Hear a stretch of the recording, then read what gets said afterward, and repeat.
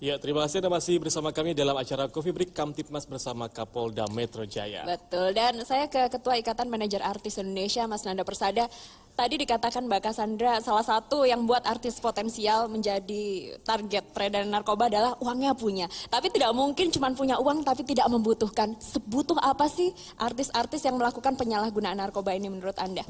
Ya, kebetulan sebagai Ketua Asosiasi Manajer Artis, nah yang mengagetkan yang saya dapat banyak cerita-cerita itu, jadi motif itu banyak. Kenapa artis memakai narkoba? Yang pertama adalah ada yang bilang buat have fun ya, buat kesenangan. Ini yang berbahaya karena yang saya dengar itu mereka teriming-imingi, jadi ada yang disebut dengan promosi produk nih. Promosi produk ini bilang beredar ya, isunya adalah narkoba itu sekarang itu makin canggih, makin aman bagi penggunanya. Ini yang saya kaget gitu. Contohnya begini, contohnya apa? Contohnya ekstasi. Zaman dulu orang pakai ekstasi itu susah tidur, susah makan. Nah sekarang katanya ada inovasi baru, ekstasi sekarang itu, Inex sekarang itu orang bisa tidur, bisa makan. Artinya aman katanya. Ya. Jadi obat pun berinovasi begitu Bang ya? Narkoba pun berinovasi seperti obat, seperti farmasi. Maka saya juga pernah baca dari satu pemberitaan, itu ada ekstasi dari Jerman katanya, masuk berapa itu sempat diungkap oleh pihak Polda gitu ya. Itu canggih, itu katanya satu butir itu bisa dipotek 4 katanya. Yang berikutnya ada lagi narkoba jenis baru. Saya kaget lagi dengarnya gitu. Jadi ini zat ini belum ada katanya terdaftar dalam zat yang ini oleh BNN katanya. Jadi kalau lu pakai ini, lu tes urin lu akan lolos. Wow. Ini iming-iming yang luar biasa kan. Artinya promosi produk yang luar biasa dan bahaya menurut saya. Jadi coba aja pakai. Jadi biasanya yang udah pakai itu katanya bertestimoni, dia ceritain experience dia, enaknya seperti apa. Terus aman katanya. Saya pernah lihat ada teman-teman artis dalam satu acara live di salah satu TV. Itu dia bagi-bagi, dia punya botol minuman soft drink.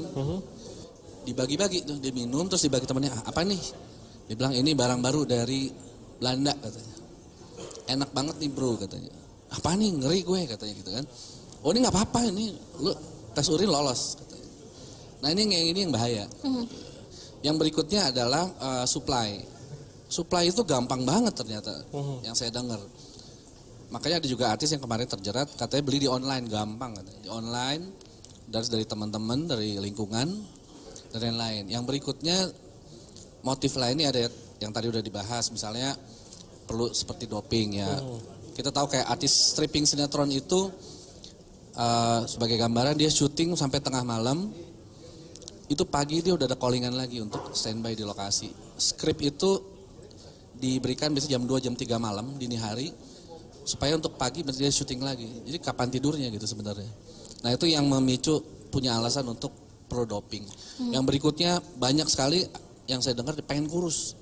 Kayak mohon maaf ya, Ridho Roma kemarin alasannya begitu. Dawiyah juga. Dawiyah juga. Terus ada beberapa artis juga. Jadi gini, saya mau cerita sedikit bahwa sejak kemarin ada beberapa artis yang tertangkap ya, itu akhirnya para manajer ini cerita gitu loh.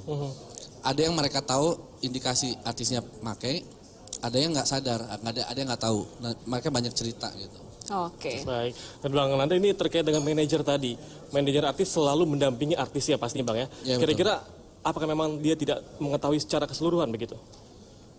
Yang lumayan efektif itu adalah efek kayak shock terapi atau berita-berita yang sifatnya kayak hati-hati loh, ini ada list target artis loh, kayak seperti itu lumayan membuat takut. Jadi seperti kemarin kita bikin acara di Polres Selatan sama Ibu Vivik ya, itu efeknya itu banyak manajer cerita artis yang dipegang itu jadi takut gitu loh, karena dibilang ini ada list target artis. Walaupun sempat dibantah, tapi itu efektif untuk bikin mereka tuh bilang, wah kita tiarap dulu deh, jangan pakai dulu. Contohnya kayak sekarang nih klub-klub ini katanya lagi sepi gitu ya, yang saya tahu. artis jadi takut nih untuk pakai gitu. Karena ada isu untuk di razia. Ini sempat sampai ada MOU, penandatanganan MOU. Deklarasi ya. Betul, bersedia mundur jadi artis kalau terbukti menggunakan narkoba. Apakah ini juga efektif dan potensial sampai sekarang?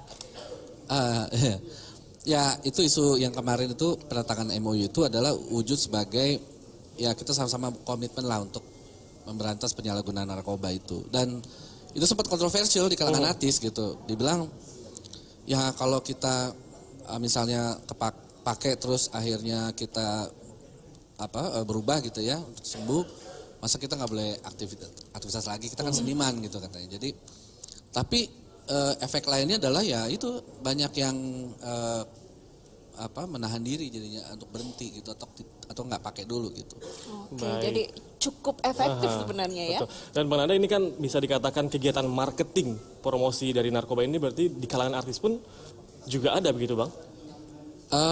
Lebih tepatnya mereka suka testimoni. Jadi saya dengar ada begini. Jadi narkoba itu macam-macam nih. Ya. Jadi kalau tadi yang dibicarakan sabu ya kan apa. Nah ini ada jenis-jenis narkoba yang saya dengar itu katanya bagus untuk kreativitas. Contohnya gini, dia bilang gini. Salah satu penulis pemain band terkenal bilang, gue pakai obat ini, ya, itu bawaannya itu kreatif. Jadi langsung dia ke pantai bikin lagu 10 menit, 5 menit bahkan jadi, dan itu jadi hits. Itu terbukti. Dia dengar cerita band-band ternama internasional legend ya, saya nggak bisa sebutin namanya. Dia bilang itu di albumnya, katanya itu warna-warni cover albumnya sekian, itu sama. Dia bilang mas seperti kalau gue pakai obat ini itu kayak begitu katanya. Nah itu ada kan ini artinya yang bahaya ya, ini promosi atau isu-isu yang bikin mereka tertarik untuk menggunakan itu dan dia biasanya bertestimoni ke artis lain gitu. Iya gue pakai ini enak, gue bikin lagu ini, itu tau gak lagu ini itu gue ciptain pakai ini gitu. Baik, jadi testimoni juga sangat banyak di kalangan artis begitu aja ya. Ini kita ke salah satu pengacara yang kliennya cukup banyak juga dari kalangan selebritis, Bang Sunan Kalijaga. Selebritis identik atau cukup dekat dan potensial dengan peredaran narkoba. Ketika Anda membela klien-klien Anda yang sempat terjerat kasus narkoba, apa latar belakang mereka menggunakan? Pertama-tama saya hari ini mewakili Direktur Bela Negara Kementerian Pertahanan yang dimana 2 tahun terakhir ini kita juga sering bekerja sama dengan Badan Narkotika Nasional, Direktorat 4 Tindak Pidana Narkoba Bareskrim bersama teman-teman selebriti itu mengadakan roadshow penyuluhan bahaya atau bela negara tanpa narkoba di beberapa kota besar di Indonesia.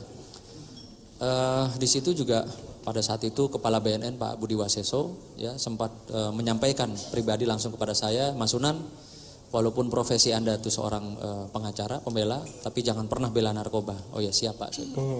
Jadi 2 tahun terakhir ini memang saya tidak pernah ya ikut membantu walaupun teman kemarin ada contohnya seperti Roro Fitria. Dia juga sempat kami rekrut sebelum dia menggunakan narkoba itu sebagai duta artis anti narkoba bersama Mbak Sinta Bahir juga pada saat itu. Namun demikian memang jeratan narkoba ini tidak melihat status sosial siapa kita, dimanapun kita berada itu bisa terkena.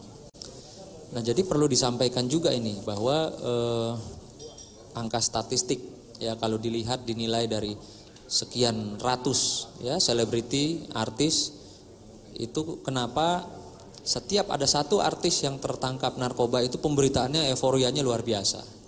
Sementara kegiatan dari teman-teman artis yang tergabung baik itu mengatasnamakan BNN, mengatasnamakan Mabes Polri, Direktorat 4 menyuarakan penyuluhan anti narkoba itu pemberitaannya kurang gitu loh.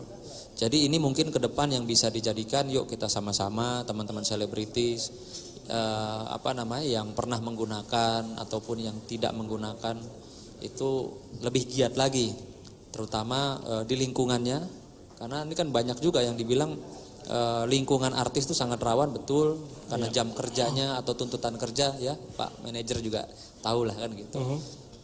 Jadi ini bagaimana kita berkomitmen ke depan bahwa yang namanya bela negara itu bukan angkat senjata, tapi bela negara itu adalah nomor satu bagaimana generasi muda khususnya apalagi para public figure, para artis ini untuk tidak menggunakan narkoba.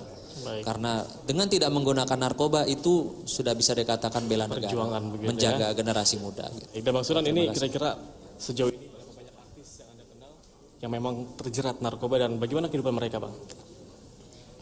Ya ada beberapa ya memang sangat memprihatinkan, artinya di segitu banyak pemberitaan ya terkait penyalahgunaan narkoba, kenapa masih ada lagi dan ada lagi.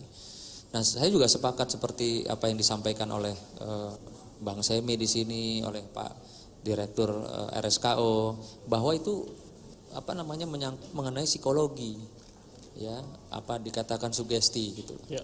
Nah, makanya juga harusnya teman-teman artis yang sudah pernah kena atau yang belum kena itu lebih giat lagi gitu loh dalam acara-acara terjun ke lapangan, terjun ke masyarakat, terjun ke sekolah-sekolah terkait campaign ya. Penyuluhan anti bahaya narkoba, sosialisasi. Karena saya rasa sosialisasi itu juga adalah satu hal yang penting, ujung tombak ya. Kita sangat melihat bahwa dengan adanya peredaran, penyalahgunaan ini ujung tombaknya harus lebih giat lagi, yaitu penyuluhan, acara-acara kegiatan penyuluhan, sosialisasi. Bang Sunan, hal besar apa yang buat Anda 2 tahun terakhir memilih untuk sosialisasi saja, tidak mau membela teman-teman artis walaupun itu teman sendiri yang terjerat kasus narkoba? Ya itu tadi, kondisi bangsa ini semenjak saya 2 tahun di Kementerian Pertahanan, wakil kepala bela negara, itu melihat bahwa persis seperti yang disampaikan tadi oleh Kepala BNP DKI ya, bahwa negara kita ini negara yang sumber dayanya kaya raya, yang dimana kami menduga ya di bela negara ini kami menduga pihak asing atau aseng atau apapun itu tergiur untuk bisa bagaimana caranya menguasai negara kita Indonesia. Nah itu kan dengan kebetulan saya juga suka menghadiri pemusnahan dari BNN, dari Bareskrim.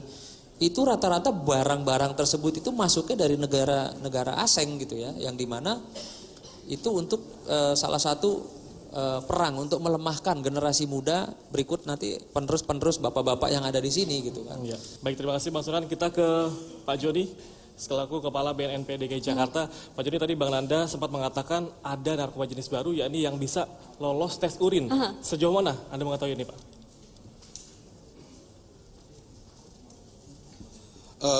Jadi untuk jenis-jenis NPS ya yang sudah masuk di Permenkes memang sampai sejauh ini ada 65 ya, jenis ya yang sudah bisa kena sanksi, artinya sudah bisa diadakan penegakan hukum. Nah kemudian jenis-jenis yang sudah masuk di Indonesia itu sudah kurang lebih ada 71 yang terdeteksi di BNN. Ya. Nah, persoalannya adalah alat-alat deteksi kita ini, alat deteksi urin itu memang belum mencapai ke sana. Saya ambil contoh seperti Flaka atau PCC, gitu ya. Nah, PCC ini undang-undangnya baru Permenkes baru kemarin keluar bulan kemarin, ya. Nah, kita belum punya alat untuk mengetes apakah orang ini menggunakan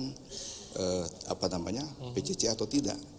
Selalu kita terlambat untuk mempersiapkan menghadapi barang-barang ini masuk. Ya. Nah, kami di DKI kita sudah punya ada 7 parameter.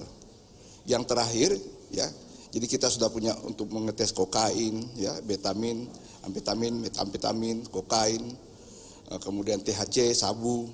Ya. Yang terakhir itu adalah K2, yaitu tembakau sintetis. Nah, jenis-jenis lain ini belum bisa kita deteksi.